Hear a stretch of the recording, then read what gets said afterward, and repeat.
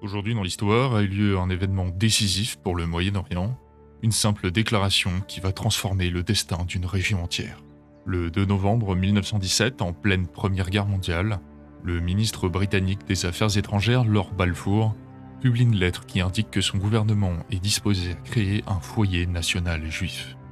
Cette lettre n'a, pour les Anglais, que l'objectif de rassurer les juifs américains et les mouvements sionistes, jusque-là plus enclins à soutenir les puissances centrales qu'une alliance composée de la Russie, dont les pogroms du début du siècle endeuillent encore de nombreuses familles. Cette lettre intervient dans le cadre des volontés des Alliés de rallier un maximum de soutien, au prix parfois de tractations secrètes. C'est le cas, par exemple, des accords Sykes-Picot de 1916 qui voient la France et le Royaume-Uni se partager les territoires du Moyen-Orient, alors même que les Anglais, dans le même temps, promettent au shérif Hussein de la Mecque ces mêmes territoires à l'issue de la guerre.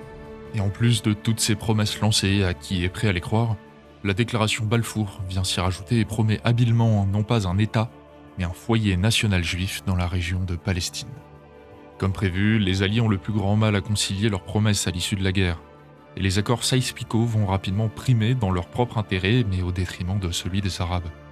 Ces derniers, s'ils ne sont pas unanimes dans leur rejet d'un foyer juif au Moyen-Orient, se voient toutefois dépossédés de la Palestine, de la Syrie et de l'Irak, jusque-là ambitionnés dans un grand État arabe. Les gouverneurs anglais du mandat palestinien vont même ouvertement revenir sur la déclaration Balfour, déclarant que la Palestine ne sera ni juive ni arabe, mais anglaise.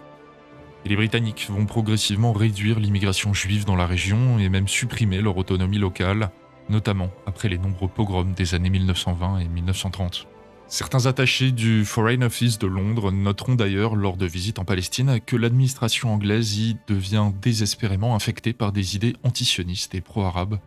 culminant en partie à la nomination de Amin al-Husseini en tant que grand moufti de Jérusalem par l'administration britannique, alors même qu'il était le principal instigateur du premier pogrom de 1920. Si ce foyer juif en Palestine ne s'est finalement pas créé à ce moment, la déclaration Balfour est aujourd'hui une date marquante pour le mouvement sioniste et reste un événement emblématique d'Israël, considéré comme la première étape qui a mené à la création de l'État actuel d'Israël.